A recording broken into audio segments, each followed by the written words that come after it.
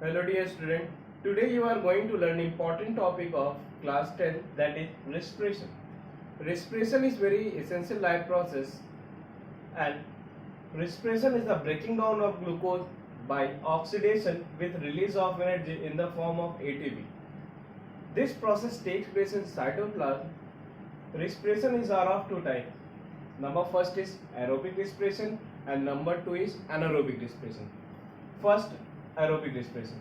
Aerobic respiration means when the respiration takes place in the presence of oxygen, and in anaerobic respiration when the respiration takes place in the absence of oxygen. Some basic difference between aerobic and anaerobic respirations are: first is this process takes place in presence of oxygen, and anaerobic respiration this process takes place in absence of oxygen.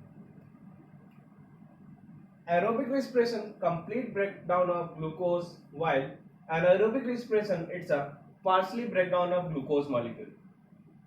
In aerobic respiration, 38 ATP released during respiration, while in anaerobic respiration only 2 ATP energy released. And the last one is the last product of aerobic respiration is carbon dioxide and water, and in anaerobic respiration carbon dioxide and ethyl alcohol or lactic acid produced. Now we will compare the chemical reaction takes place during aerobic and anaerobic respiration. Here we have chemical reaction of aerobic and anaerobic respiration. In aerobic respiration, glucose firstly break down in cytoplasm by glycolysis, break down into three carbon molecule which is pyruvate, and in presence of oxygen which is takes place in mitochondria, it again break down into carbon dioxide, water, and release 38 ATP. And in anaerobic respiration, glucose same process takes place in glycolysis of glucose in cytoplasm. It break down into pyruvate which is three carbon molecule. In absence of oxygen, it break down into ethyl alcohol, carbon dioxide, and ATP, which is near about 2 ATP energy in human being. During heavy exercise due to lack of oxygen, pyruvate break down into lactic acid, which cause muscle cramp, which cause pain in our body, which heal up by warm water. Now, breathing. One inhalation and one exhalation combinedly called breathing. It is a physical process. Inhalation means taking air rich in oxygen, and exhalation means take off air rich in carbon dioxide. Now moving towards breathing rates. In human, in 1 minute, number of inhalation and exhalation takes place. Normally 15 to 18 times per minute, it is a normal rate in human being. Now a question arises that how energy released during respiration. As you know that energy is stored in the form of ATP, which act as fuel for all activity of the body. When ATP breakdown by our activity, it is formed ADP, it means adenine diphosphate, and one molecule of inorganic phosphate. It again react by the energy released by respiration. It again react with inorganic phosphate, again form ATP. This formation of ATP is just as recharging our mobile phone. When we use our cell phone, our battery get discharged, and after that, when we make it charge, then our battery again charge. This process takes place continuous in our body daily. Breathing mechanism. In breathing mechanism, we will learn about what will happen during inhalation and what will happen during exhalation. Rib cage and diaphragm. During inhalation, when we inhale, it means we take rich oxygen. In that time, our rib cage moves upward, and this diaphragm portion moves downward.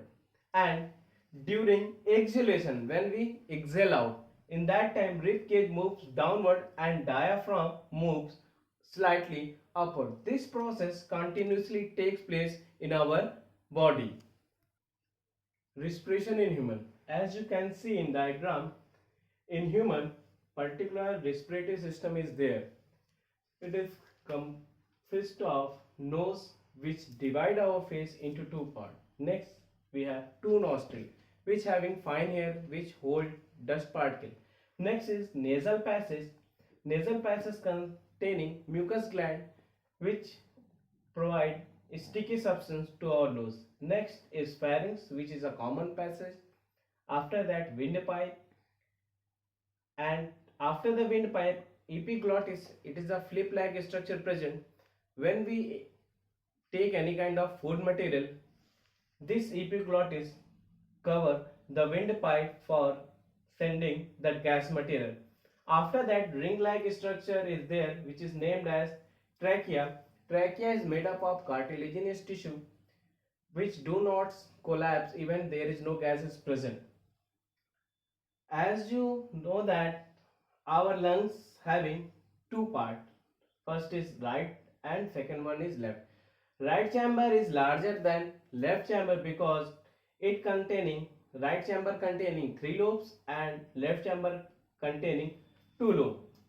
After that, the particular trachea is divided into bronchus and bronchus further divided into bronchioles, which connected by pouch like structure which is known as alveoli.